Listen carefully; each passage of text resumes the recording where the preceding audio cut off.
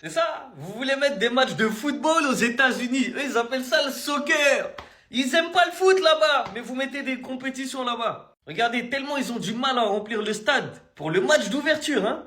Ils ont passé un accord avec une université où il y a plus de 100 000 étudiants. Ils leur ont vendu les places 3,50 €. Et en fait, t'achètes une place 3,50 €, t'as le droit d'avoir 4 places gratuites. C'est dingue. Donc, t'as 5 places pour 3,50 €. Tellement ils n'arrivent pas à remplir le stade. Regardez, ils ont dit que ça n'intéresse pas grand monde aux États-Unis. Bah oui, des dizaines de milliers de billets sont encore disponibles pour la plupart des matchs de groupe. Ils ont baissé le prix de certains billets de 85%. Et même les médias américains, ils ignorent la compétition. C'est ça.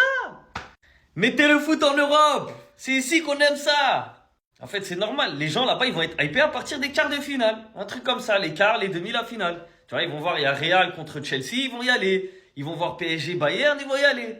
Mais les matchs de poule, là, Botafogo contre Seattle, mais qui va regarder? Même nous, on va pas regarder. Donc imaginez les Américains, eux, ils aiment pas trop le football.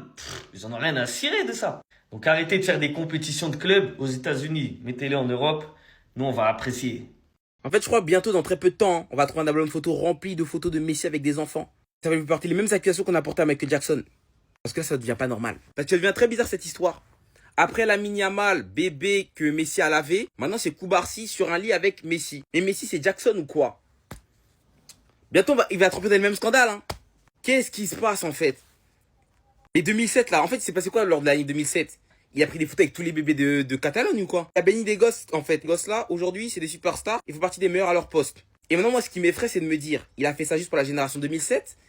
Ou il y a aussi des gosses de la génération 2008 qui ont été bénis par Messi? Bizarre cette affaire. Elle est pas nette. Hein. C'est Koubarsi lui-même qui le dit. Je suis l'enfant sur la photo avec Léo. C'est une longue histoire. Bah nous, on a le temps. Raconte-nous. Nous, on veut tout savoir par rapport à ces histoires-là. En fait, je commence à croire que le gars, il traîne dans les maternités, les gars. Il traîne dans les crèches ou un truc comme ça. Hein. Il y a un truc qui va pas, les gars. Je vous jure que c'est pas normal. Il a béni trop d'enfants, là. Ah là, le Barça, la génération 2007. Hein. Ah, qui c'est? Qui sont les autres, en fait? Là, faut traquer les autres, faut trouver les autres. Qui sont les autres, en fait? Le petit hier, il a vraiment yombé. Hein. Et ça me tue parce que beaucoup de gens font semblant de pas comprendre pourquoi autant de gens tombent sur Lamine Yamal hier. Ils sont tombés sur lui hier.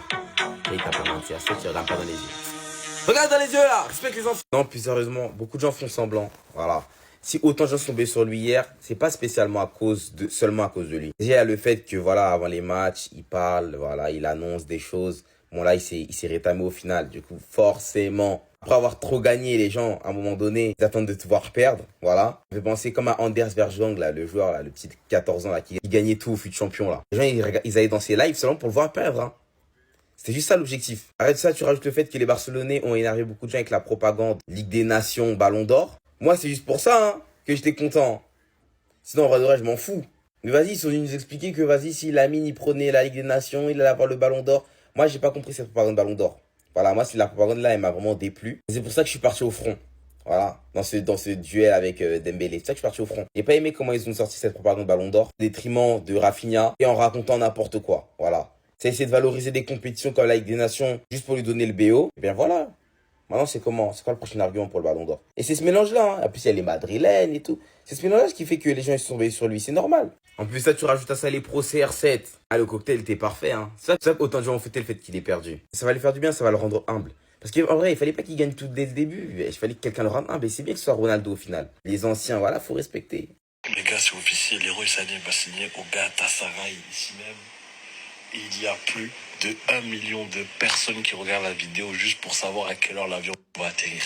Voilà, les Turcs, c'est des détraqués mentales. Ça me choque, mais à la fois ça me choque pas. Parce que Fabrizio l'a annoncé et on a vu les photos. Sané est bien dans l'avion. Il est minuit, hein. Les gens, au lieu d'aller dormir pour travailler, ils préfèrent regarder le live à 1 million. Vous savez ce que c'est? Maintenant, si je vous montre ça, 188 sur Boss Live, cette image, les Turcs, vous allez reconnaître, les Madrilènes, vous allez reconnaître le 1088 qui faisait référence aux minutes jouées de Arda Güler. Or que Arda avait posté une publication, chute, bref. Si le fait qu'un million de personnes regardent la trajectoire d'un avion atterrir, ça vous choque, mais attendez, je vous montre ce que les Turcs ils avaient fait. Vous blaguez avec cette communauté? Ça vous traumatise? Regardez. J'étais parti sur le compte à ce boss live. Regardez en force comment ils étaient partis défendre le petit Arda. Regardez, images. Les images venaient d'être lancées dans les commentaires. Tu pouvais défiler tout ce que tu veux jusqu'à... Ce boss là, il avait désactivé les commentaires.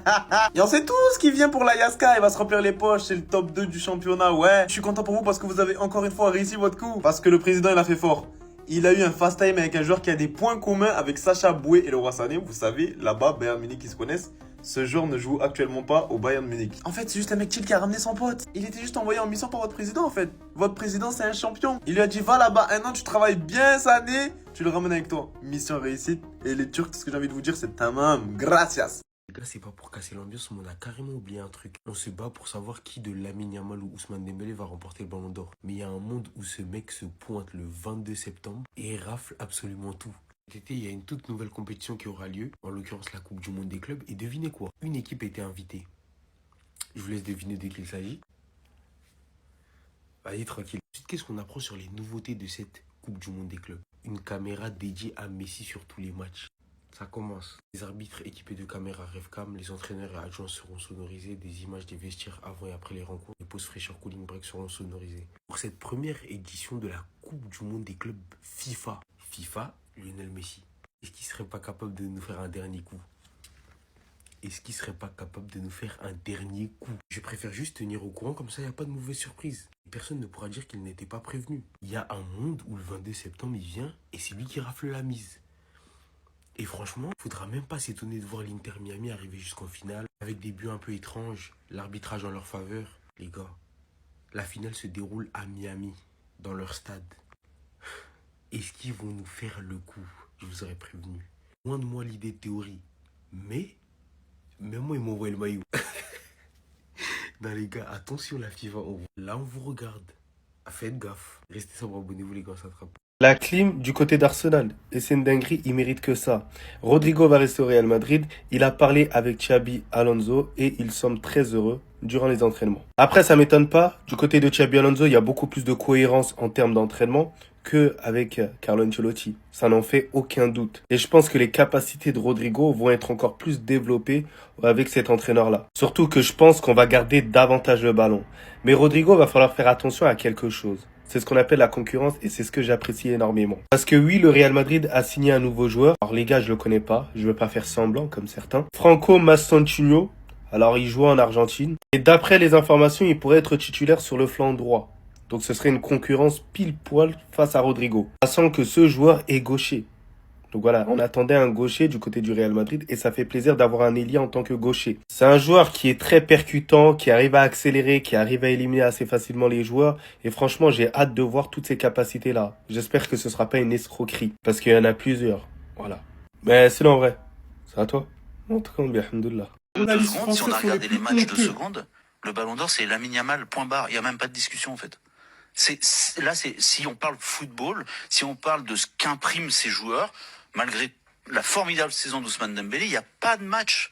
Je n'arrive même pas à comprendre comment on peut instiller l'idée qu'il y a un match, même quand il marque pas. Anelka, fallait lui siffler l'oreille gauche. Parce que là, tu lui as sifflé l'oreille droite. Fallait lui siffler cette oreille aussi, là, en fait. Tu peux te prétendre journaliste et dire autant de conneries. Déjà, t'es journaliste français, tu dois propagander les Français. Mais j'ai l'impression que c'est un Français qui te dérange. On va dire les termes, on va appeler un chat un chat. Parce que si, pour moi, ce joueur français était peut-être, voilà, un petit grisou, je pense pas qu'il aurait eu les mêmes réactions et les mêmes mots. Il dit si on a regardé les matchs. Et toi, t'as regardé les matchs, Tarago? Vous voyez à qui vous donnez du crédit? Comment tu peux oser dire qu'il n'y a pas match? Pourquoi il n'y aurait pas match en fait entre Yamal et Dembélé? Encore tu peux dire ta préférence elle va à Yamal parce que footballistiquement c'est plus ta sensibilité. Mais tu ne peux pas dire que Dembélé cette saison ne mérite pas par rapport à Yamal. Ballon d'Or c'est que des qualités intrinsèques.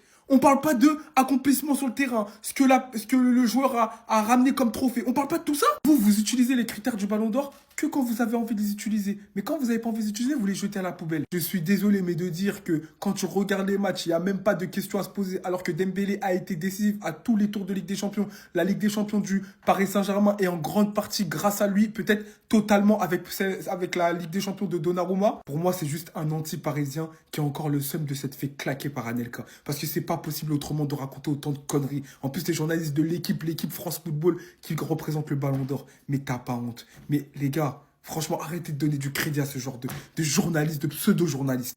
Nike a qui fait appel à 4 légendes du foot pour présenter les nouveaux maillots des clubs où ils sont passés. On voit ça tout de suite. Tout d'abord, il y a le maillot du Paris Saint-Germain domicile avec R10. Il est magnifique. Faut dire les termes, il est magnifique. Le bleu avec la bande rouge entourée de blanc, ça c'est du classique. On a déjà vu ça plein de fois. Mais le fait que la bande soit constituée de croix, de carrés façon losange, ça rend juste le maillot magnifique. Franchement, le design, il est très beau. Maintenant, on retrouve R9 pour présenter le maillot extérieur, je crois, de l'Inter de Milan. Un très beau maillot aussi, on dirait même les maillots d'entraînement. Et vu que R9 le porte, je pense que du coup, c'est maillot extérieur. Il y a l'Atlético Madrid avec Fernando Torres, c'est un classique. Bon, voilà, il est pas spécialement très beau. Ça change pas, c'est l'Atlético, quoi. C'est du classique. Et enfin, le maillot extérieur de Chelsea porté par la légende Didier Drogba. Vous les réservez pour la fin. Bon, les bandes, elles sont rouges et vertes, kaki, mais genre vert vraiment foncé kaki. Et c'est aussi du vert kaki au niveau des manches, foncé aussi. C'est pas du noir. Sur les joueurs, ça rend plutôt bien, j'ai l'impression. Après, évidemment, c'est la version pro. Donc, du coup, le maillot, je le trouve pas moche, mais je trouve pas que c'est une dinguerie non plus. Maintenant, à voir le maillot supporter, ça donne quoi? Moi, je préfère encore le domicile, le maillot bleu classique. Que je vais m'acheter surtout en manche longue dès qu'il sort. Mais en tout cas, ouais, pas moche. Et hâte de voir franchement le maillot alternatif de Chelsea parce que là, on est en LDC et potentiellement, on aura le maillot de Jordan. À voir.